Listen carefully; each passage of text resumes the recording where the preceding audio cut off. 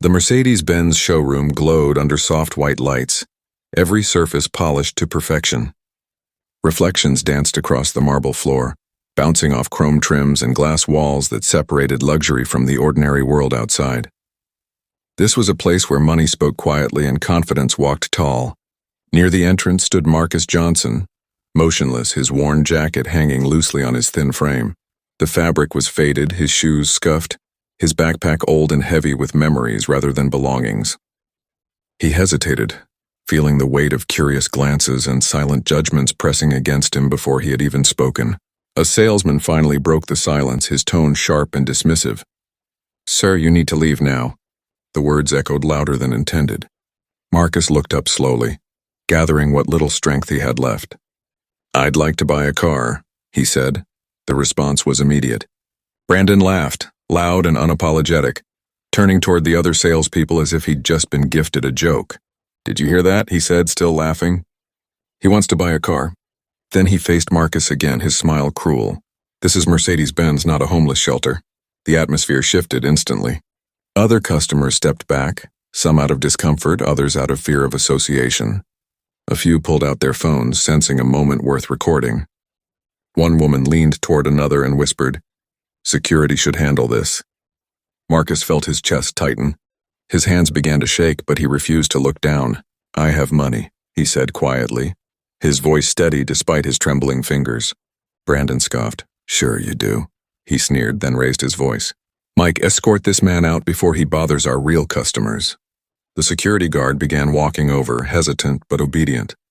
Before he could reach Marcus, a young woman stepped forward. "I'll help him." Her voice was calm, clear, and firm. Her name badge read Sarah Williams. Only 5 months into the job, she still hadn't learned when to look away. She walked directly to Marcus, ignoring the murmurs behind her. Brandon grabbed her arm sharply. "Williams, what are you doing? He's wasting your time." She pulled free gently but confidently. "He's a customer," she said. Turning to Marcus, she added, "Sir, what can I show you today?" Brandon shook his head in disbelief. "You're too naive for sales, sweetheart. When you lose your job over this, remember I warned you." Laughter rippled among the other salespeople.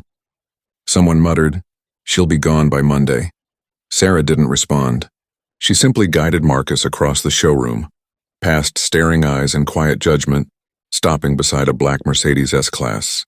"This is our flagship model," she said softly. "Would you like to sit inside?" Marcus nodded. As he lowered himself into the driver's seat, his hands resting on the steering wheel, his eyes filled with tears. "Thank you for treating me like a human being," he whispered. Brandon wasn't finished. He marched over, irritation flashing across his face. "Sarah, Mr. Hayes wants to see you in his office right now." He smirked. "You're in serious trouble."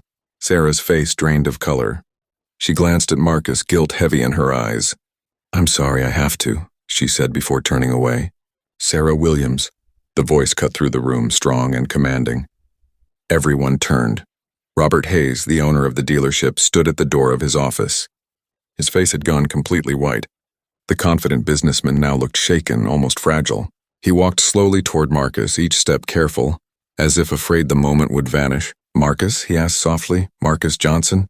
The showroom went silent. Robert's voice cracked. "Is that really you?" Marcus stood, a sad smile crossing his face. "Hello, Robert." Robert's hands began to shake as he turned to the crowd. "Everyone, this is Marcus Johnson, former CEO of Johnson Automotive Group." Gasps filled the room. 15 years ago, Robert continued, struggling to keep his voice steady. "I was about to lose this dealership. Banks wouldn't help me. Marcus gave me $2 million. No contract, just trust." Brandon's face drained of color. Robert continued, tears forming. His company created 50,000 jobs across America. Then 2 months ago, he lost everything. His wife, his home. A fire took it all. Marcus reached into his jacket and pulled out an envelope. Inside was a cashier's check for $500,000. "Insurance finally came through," he said quietly. "I'd like to buy that S-Class. Cash." Robert collapsed to his knees, overcome with emotion. "Mr. Johnson, I'm so sorry. This should never have happened here." He stood, turning to Sarah. "You're promoted to senior sales associate, effective immediately. You remembered what I forgot." Then he faced Brandon. "You clean out your desk, you're done." Brandon tried to speak, but no words came. Marcus turned to Sarah, his eyes gentle. "Thank you for seeing me." Sarah held his hand, tears streaming down her face. The showroom felt different now, quieter, humbled, changed forever. And in that moment, everyone understood a truth far bigger than money or status. Dignity matters more than appearance. If you believe dignity matters more than appearance, drop a heart below.